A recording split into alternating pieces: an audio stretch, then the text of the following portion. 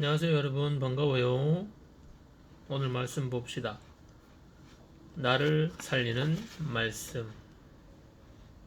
시편 119편 9절에서 16절까지. 청년이 무엇으로 그의 행실을 깨끗하게 하리이까? 주의 말씀만 지킬 따름이니이다.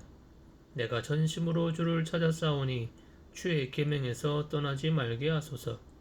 내가 주께 범죄하지 아니하려 하여 주의 말씀을 내 마음에 두었나이다. 찬송을 받으실 주 여호와여, 주의 율례들을 내게 가르치소서. 주의 입의 모든 규례들을 나의 입술로 선포하였으며 내가 모든 재물을 즐거워함 같이 주의 증거들의 도를 즐거워하였나이다. 내가 주의 법도들을 작은 소리로 읊조리며 주의 길들에 주의하며 주의 율례들을 즐거워하며 주의 말씀을 잊지 아니하리이다. 아멘. 네, 여러분들은 지금 힘과 열정이 넘치는 인생의 황금기를 누리고 있습니다. 코로나 때문에 다 망쳐버린 듯 하지만 이 코로나가 빨리 끝나든가 아니면 백신이나 치료제로 다시 일상으로 돌아가기를 간절히 소원합니다. 자, 여러분 같은 인생의 황금기에는요, 힘과 열정이 있어서 모든 일을 적극적으로 추진할 수 있는 아주 좋은 시기입니다.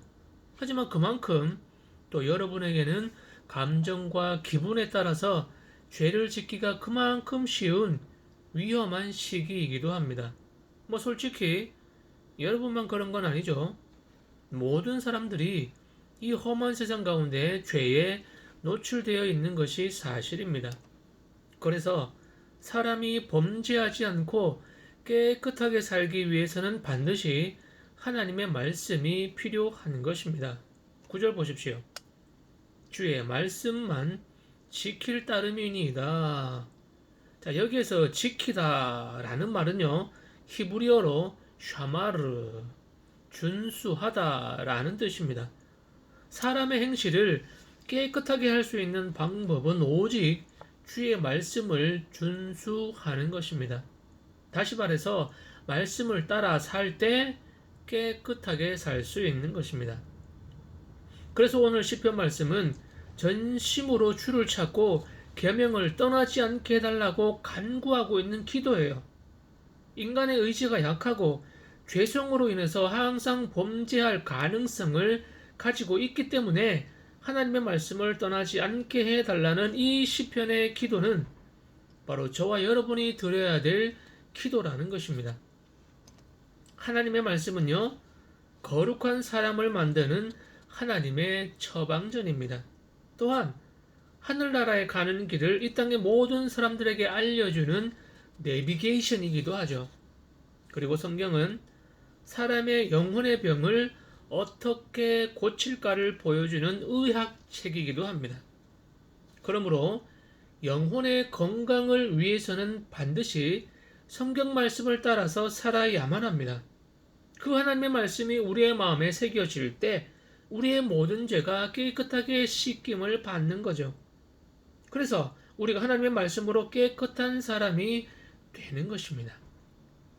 자, 세상의 많은 사람들은 큰 사람이 되기를 원합니다. 유명한 사람, 성공한 사람, 스타가 되기를 원합니다. 하지만 수많은 사람들이 그 문턱 바로 앞에서 넘어지고 쓰러지고 좌절하는 경우가 너무나도 많습니다. 그 문턱이 어떤 종류의 문턱인 줄 아십니까? 그 문턱은요, 깨끗함의 문턱입니다. 깨끗하지 못한 사람은 큰 사람이 될 수 없다는 진리죠. 이 진리는 세상 속에서도 똑같이 적용이 됩니다. 재산을 모으는 방법이 깨끗하지 못해서 국무총리로 장관으로 임명을 받아도 청문회만 열리면 다 떨어집니다.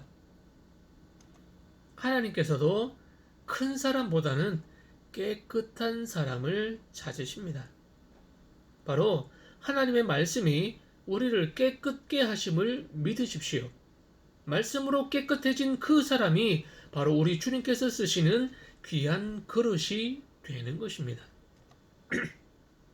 자, 마지막으로 하나님의 말씀은 우리에게 즐거움을 줍니다.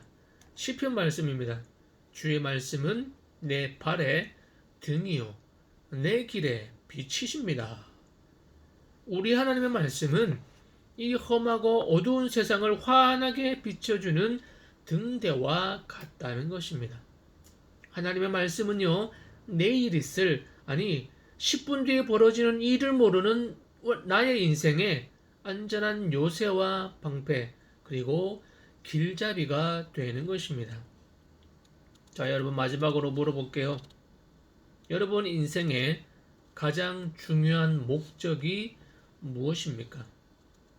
이 땅에 살면서 하나님께 영광 돌리고 영원토록 그분으로 인하여 그리고 그분 때문에 즐거워하는 것입니다. 이것은요, 하나님의 말씀을 따라 사는 사람만이 깨닫는 것, 그리고 누릴 수 있는 즐거움이라는 것입니다. 여러분 집에 성경책 있죠? 성경책. 그런데 있으면 뭐합니까? 읽지도 않는 성경. 자, 또 그 성경을 읽는다고 합시다. 순종하지도 않는 그 말씀은 뭐 하려고 읽습니까? 그러니까 제발 올해부터라도 하루에 한 장이라도 성경을 읽읍시다. 한 장만이라도 읽고 그 말씀을 묵상하고 그 말씀대로 살겠다고 다짐해 봅시다.